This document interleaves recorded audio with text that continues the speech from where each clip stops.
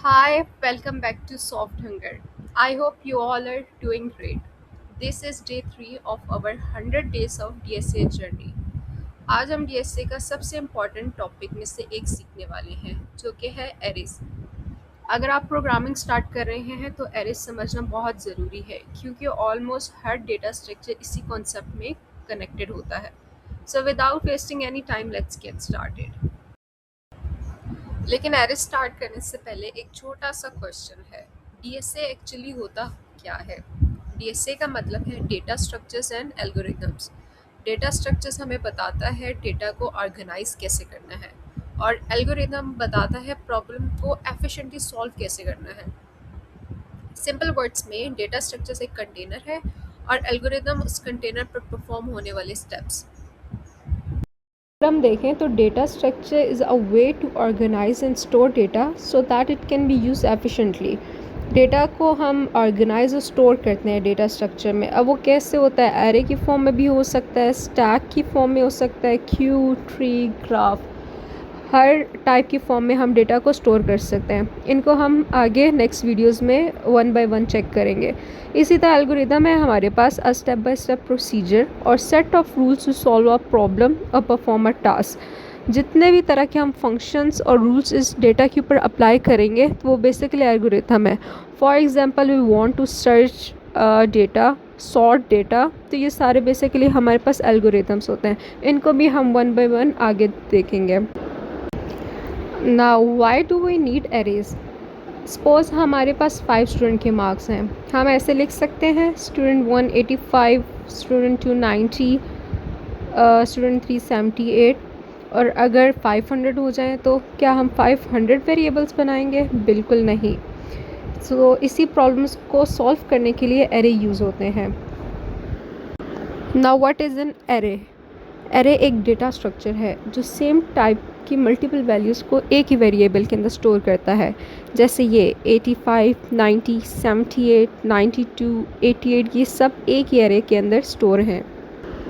लेकिन एक इम्पॉर्टेंट चीज़, array indexing zero से स्टार्ट होती है। मतलब फर्स्ट एलिमेंट जो है वो इंडेक्स 0 पे है, सेकंड इंडेक्स 1, थर्ड इंडेक्स 2, इसी तरह सो ऑन। ये जैसे आप देख रहे हैं 88 जो है वो हमारे पास इंडेक्स 4 पर है। और ये बात तो हमें पता है कि हर वेरिएबल किसी न किसी एड्रेस पे जाके स्टोर होता है। अगर हम इस एग्जांपल में देखें तो वो जो 85 का वेरिएबल है ये सारा एक ही एरे में स्टोर हुआ हुआ है। 85 जो है वो 100 एड्रेस पे है क्योंकि ये इसकी जो डेटा टाइप है ये इंटीजर है और एक इंट हमारे पास 4 बाइट का होता है। तो 85 जो है वो हमारे पास 100 एड्रेस पे स्टोर है, तो जो 90 है वो 104 हो जाएगा, 70 108। हर एक एड्रेस पे 4 बाइट जो है वो हमारे पास ऐड होता रहेगा। So array stores multiple values of same time. For example अगर एरे इंटीजर की है तो उसमें सारे इंट टाइप का डेटा सेव होगा। अगर वो स्ट्रिंग की है तो स्ट्रिंग टाइप का, कैरेक्टर की है तो कैरेक्टर, डबल, फ्लोट, जिस टाइप की डेटा टाइप होगी उसी टाइप का डेटा उसके अंदर स्टोर होगा। And it's easy to access, memory efficient and easy to traverse.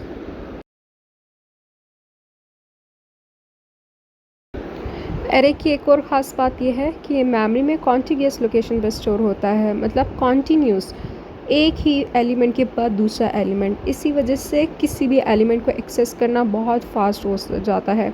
अगर हम देखें तो रैम मेमोरी में ये सारे कॉन्टीन्यूस नंबर्स में स्टोर हुए हैं। 85 हमारे पास पहला डेटा है, उसके बाद 90, उसके बाद 78, 92, 88। अगर अब हमें कोई और वैल्यू ऐड करनी होगी इस एरे में तो वो 88 के बाद जाके स्टोर होगी। तो इसी तरह हमारे पास जो डेटा है वो एक ही लीनियर फॉर्म में स्टोर होता है। अब हम देखते हैं कि एरेस के ऊपर हम कौन कौन से ऑपरेशंस परफॉर्म कर सकते हैं। वैसे तो एरेस पे हम बहुत सारे ऑपरेशंस परफॉर्म कर सकते हैं, लेकिन ये कुछ कॉमन ऑपरेशंस हैं। For example access, search, insert और डिलीट। यहाँ पर हमारे पास एक कॉन्सेप्ट टाइम कम्प्लेक्सिटी का भी आता है, इसको हम नेक्स्ट वीडियो में डिटेल में देखेंगे। बट फॉर नाउ अगर हम किसी एलिमेंट को डायरेक्ट एक्सेस करते हैं तो उसकी कम्प्लेक्सिटी होती है O1। लेकिन सर्चिंग के लिए हमें पूरा एरे ट्रैवर्स करना पड़ सकता है, इसके लिए उसकी सर्चिंग होती है O(n)। इसी तरह इंसर्शन और डिलीशन भी जनरली O(n) ही होते हैं। O1 is constant complexity and O(n) is linear complexity. इसको हम डिटेल में बाद में देखेंगे। अब एक रियल लाइफ एग्जांपल लेते हैं। फॉर एग्जांपल ये हमारे पास एक बुक शेल्फ है, इसको हम एरे अज्यूम कर लेते हैं। तो ये हमारे पास 5 बुक्स जो हैं यहाँ पर हैं। इनकी जो नंबर है वो 85, 90, 78, 92 और 88 है। और ये किस इंडेक्स पे पड़ी है? ये 0 से स्टार्ट हो रही है। अगर आपको पता है कि बुक किस पोजीशन पर रखी हुई है तो आप सीधा उसे निकाल सकते हैं। लेकिन अगर बुक बीच में एक नई बुक रखनी है, फॉर एग्ज़ाम्पल मुझे 90 के बाद कोई बुक ऐड करनी है, तो बाकी बुक्स को मूव करना पड़ेगा। एरे भी बेसिकली इसी तरह काम करती है। तो इसी एग्जांपल से हमें पता चल जाता है कि बुक को एक्सेस करना जो है वो किसी भी पोजीशन पे फास्ट होता है, तो वो O1 हो गई, कांस्टेंट कम्प्लेक्सिटी। लेकिन अगर यहीं पे हमें कुछ इंसर्ट या डिलीट करना हो तो वो हमें बाकी बुक्स को शिफ्ट करना पड़ेगा, तो उसकी कम्प्लेक्सिटी हमारे पास लीनियर हो जाएगी, तो वो ON होगा। अब तक हम एरेस का कॉन्सेप्ट समझ चुके हैं, लेकिन थ्योरी के साथ साथ प्रैक्टिकल इम्प्लीमेंटेशन भी बहुत ज़रूरी होती है। इस स्लाइड में मैंने पायथन और C++ दोनों में एरे के बेसिक सिंटेक्स दिखाए हैं। सबसे पहले पायथन को देखते हैं हम। यहाँ हमने एक लिस्ट क्रिएट की है जिसमें 5 इंटीजर्स वैल्यू स्टोर की गई हैं, 85, 90, 78, 92, 88। पायथन में हम जनरली लिस्ट यूज़ करते हैं जो एरे की तरह बिहेव करती हैं। अब अगर हमें फर्स्ट एलिमेंट एक्सेस करना हो तो हम लिखेंगे AR एंड 0, आउटपुट होगा 85। अगर थर्ड एलिमेंट चाहिए तो सेम हम यहाँ पे 0 इंडेक्स की जगह 2 ऐड कर देंगे, तो आउटपुट होगा 78। अगर किसी वैल्यू को अपडेट करना हो तो सिंपली उस इंडेक्स पर न्यू वैल्यू असाइन कर देते हैं, जैसे यहाँ पे हुई हुई है। और जब एरे प्रिंट करेंगे तो अपडेटेड एरे मिल जाएगी। अब इसी एग्जांपल को C++ में देखते हैं। यहाँ सिंटेक्स थोड़ा डिफरेंट है। सबसे पहले हम एरे डिक्लेयर करते हैं। यहाँ इंट बताता है कि एरे इंटीजर वैल्यू स्टोर करेगा। अगर हम चाहें तो यहाँ पे चेंज भी कर सकते हैं, इंटीजर, फ्लोट, डबल, जिस तरह की वैल्यूज़ आप स्टोर करना चाह रहे हैं वो डेटा टाइप आप यूज़ कर सकते हैं। यहाँ इंट बताता है कि एरे इंटीजर्स वैल्यू स्टोर करेगा। अगर फर्स्ट एलिमेंट एक्सेस करना हो तो सेम जैसे हमने पायथन में किया, हम 0 इंडेक्स उसको दे देंगे। और अगर थर्ड एलिमेंट के लिए चाहिए तो हम 2 दे देंगे, बिल्कुल पायथन की तरह। किसी वैल्यू को अपडेट करना भी सेम है, लेकिन C++ में पूरा एरे प्रिंट करने के लिए हम लूप यूज़ करना पड़ता है। इस एग्जांपल में फॉर लूप का यूज़ किया गया है। अगर आप दोनों लैंग्वेजेस को कंपेयर करते हैं तो एरे का कॉन्सेप्ट बिल्कुल सेम है। दोनों में इंडेक्सिंग जो है वो 0 से स्टार्ट होती है, दोनों में एलिमेंट्स को इंडेक्स की हेल्प से एक्सेस किया जाता है, और दोनों में वैल्यूज़ को अपडेट भी सेम लॉजिक से किया जाता है, बस सिंटेक्स में थोड़ा डिफरेंस होता है। अब ये सिर्फ एक ओवरव्यू था ताकि आप दोनों लैंग्वेजेस के सिंटेक्स को कंपेयर कर सकें, लेकिन प्रोग्रामिंग सिर्फ स्लाइड देखने से नहीं आती। चलिए अब VS कोड ओपन करते हैं और इसी एग्जांपल को स्टेप बाय स्टेप इम्प्लीमेंट करते हैं। सबसे पहले पायथन में देखते हैं और उसके बाद एग्जैक्टली वही कोड C++ में लिखेंगे। चलिए स्टार्ट करते हैं। मैंने 2 फाइल्स बना ली हैं। ये वाली फ़ाइल मैंने पायथन के लिए बनाई है और ये C++ के लिए। तो सबसे पहले पायथन से स्टार्ट करते हैं। उसमें हमारे पास एरे थी जिसमें हमारे पास वैल्यूज़ हैं 85, 98, 78, 92 और 88। ये वैल्यूज़ हमने लिस्ट में स्टोर कर ली हैं। अब हमने सबसे पहले करना है 0 इंडेक्स में प्रिंट करना है, हमें 85 प्रिंट कराना है। तो इसमें हम क्या करेंगे, जैसे कि हमने पीछे देखा कि ये 0 इंडेक्स में पड़ा है, इसकी जो इंडेक्सिंग स्टार्ट हो रही है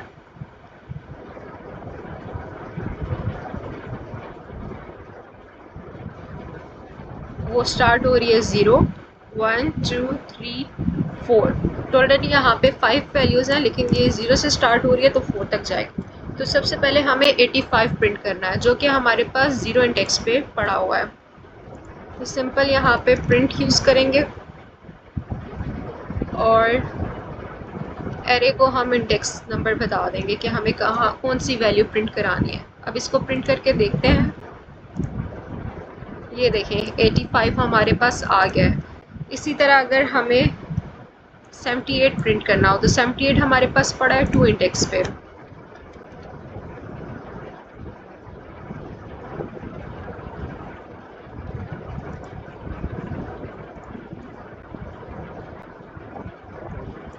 तो ये अब हमारे पास 78 भी प्रिंट होके आ गया है। और अगर मुझे अपडेट करना हो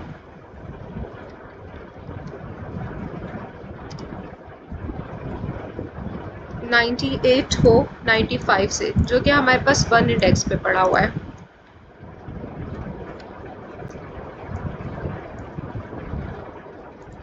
तो सिंपली हमने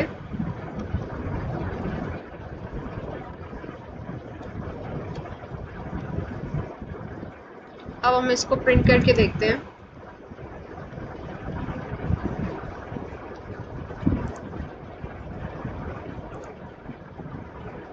तो ये अब हमारे पास 98 आ गया है। और अगर हमें पूरी एरे देखनी हो कि पूरी एरे में हमारे पास क्या क्या वैल्यूज़ हैं, तो सिंपल यहाँ पे हम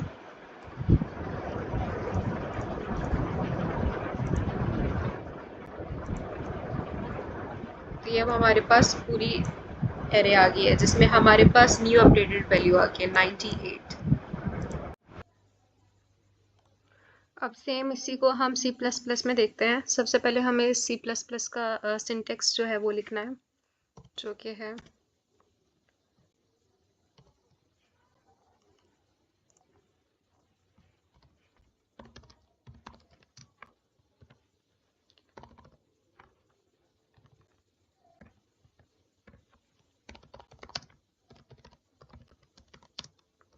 किसी भी सी प्लस प्लस के प्रोग्राम को रन करने के लिए ये सिंटेक्स जो है वो हमें लिखना ही पड़ता है। लेकिन पाइथन में क्या होता है कि हम डायरेक्ट प्रिंट से अपना प्रोग्राम जो है वो स्टार्ट कर सकते हैं। तो यहाँ पे हम रिटर्न वैल्यू दे देते हैं, क्योंकि इसकी जो डेटा टाइप है वो इंटीजर है। अब सबसे पहले एरे बना लेते हैं। यहाँ पे हम साइज का कीवर्ड ले लेते हैं, इसको इनिशियलाइज कर देते हैं 5 से, और एरे में जो है वो हम साइज दे देते हैं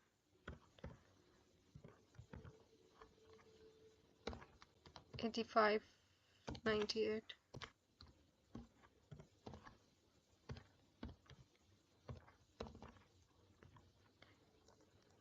यहाँ पे हमें इसकी डेटा टाइप भी देनी पड़ेगी, लेकिन हमने पाइथन में नहीं दी थी, क्योंकि पाइथन में हमें ज़रूरत नहीं पड़ती।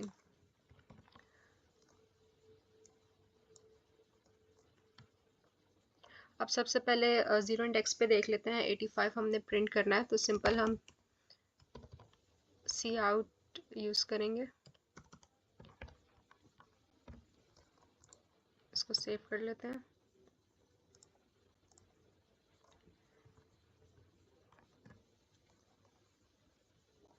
ये हमारे पास 85 प्रिंट होके आ गया है। और अब अगर हमें टू इंडेक्स पे देखना है,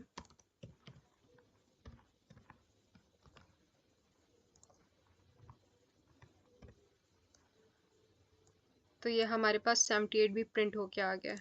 अगर हम चाहते हैं कि नेक्स्ट वैल्यू पे आए, नेक्स्ट लाइन पे आए, तो सिंपल हम एंडल का यूज़ करेंगे। तो ये हमारे पास सेपरेट लाइंस में आ गया है। नेक्स्ट हमें अपडेट करना है 78 को, जो कि 3 इंडेक्स पे पड़ा हुआ है।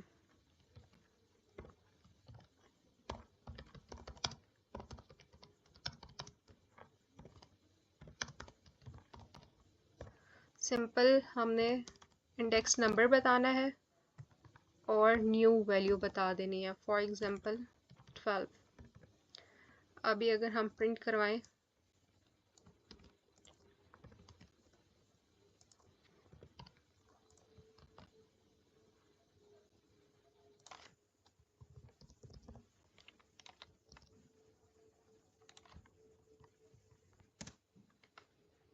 तो ये हमारे पास न्यू वैल्यू प्रिंट होके आ चुकी है। यहाँ पे लिख भी देते हैं।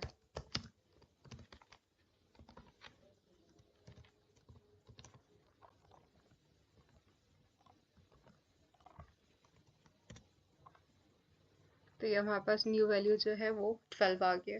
अब थोड़ा सा डिफरेंस है पाइथन और सी प्लस प्लस में। पाइथन में हमने एरे का यूज़ नहीं किया था, हमने सिंपल एरे को प्रिंट करवा दिया था। लेकिन अगर हम यहीं पे सी प्लस प्लस में काम करने की कोशिश करें,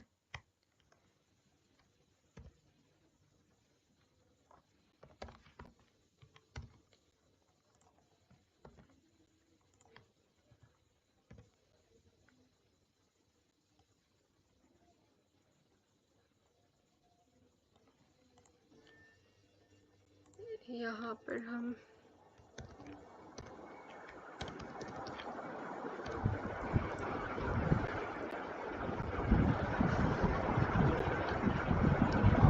तो इसने कोई गार्बेज वैल्यू हमें जो है वो प्रिंट करवा दी है, वैल्यूज़ नहीं इसने हमें प्रिंट करवाए। तो इसीलिए अगर हमें एरे की वैल्यूज़ प्रिंट करवानी है तो हम यहाँ पे सी प्लस प्लस में लूप का यूज़ करेंगे। तो यहाँ पे हम फॉर लूप यूज़ करते हैं,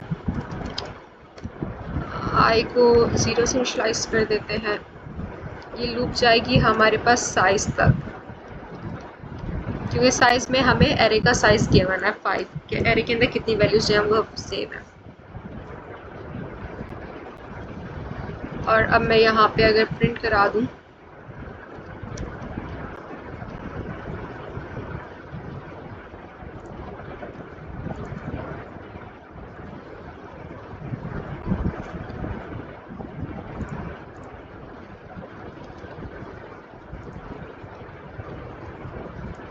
बाकी ये सब चीज़ें जो है ये हम कमिट कर देते हैं।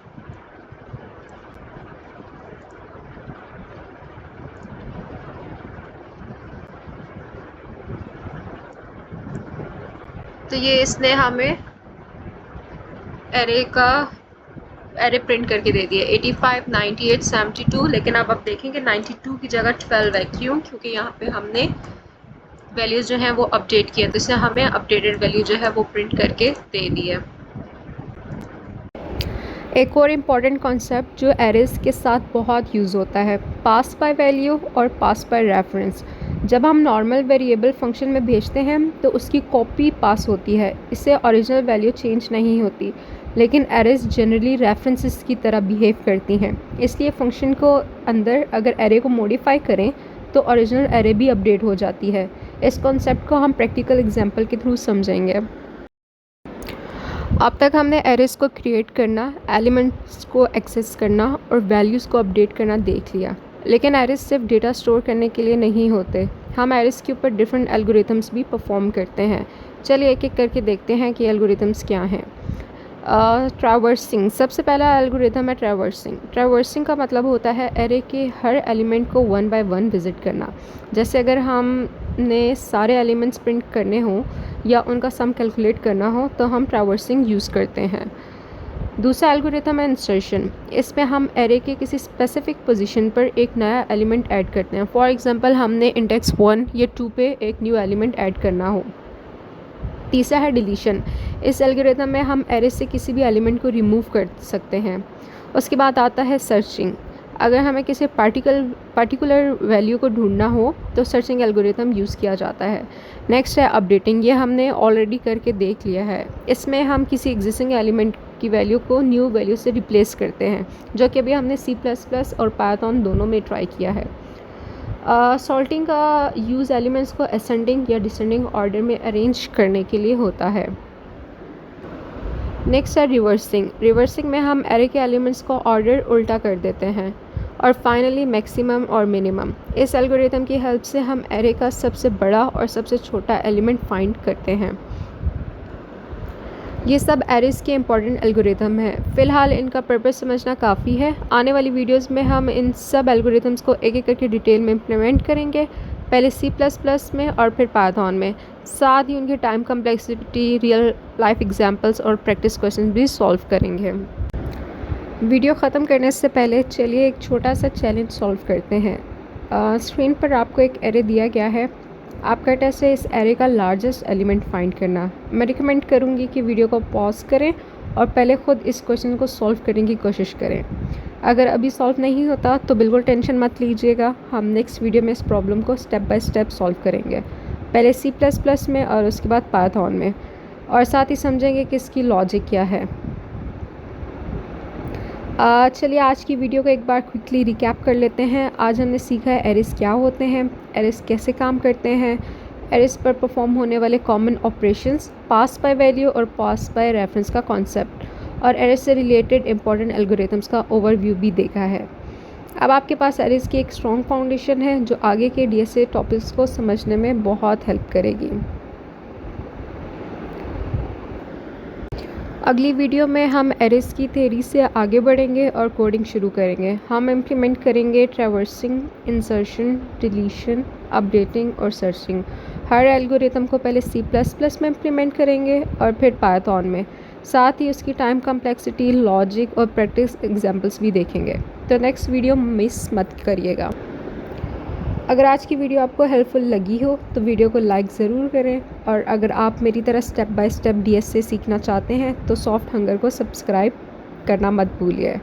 और अगर आपको लगता है कि ये वीडियो किसी और स्टूडेंट या फ्रेंड के भी यूज़फुल हो सकती है तो उसके साथ भी शेयर ज़रूर करें। आपके एक लाइक, एक शेयर और एक सब्सक्राइब में मुझे और अच्छा कंटेंट बनाने की मोटिवेशन मिलेगी। Thank you so much for watching. मिलते हैं नेक्स्ट वीडियो में। तब तक के लिए लर्न, कोड एंड ग्रो।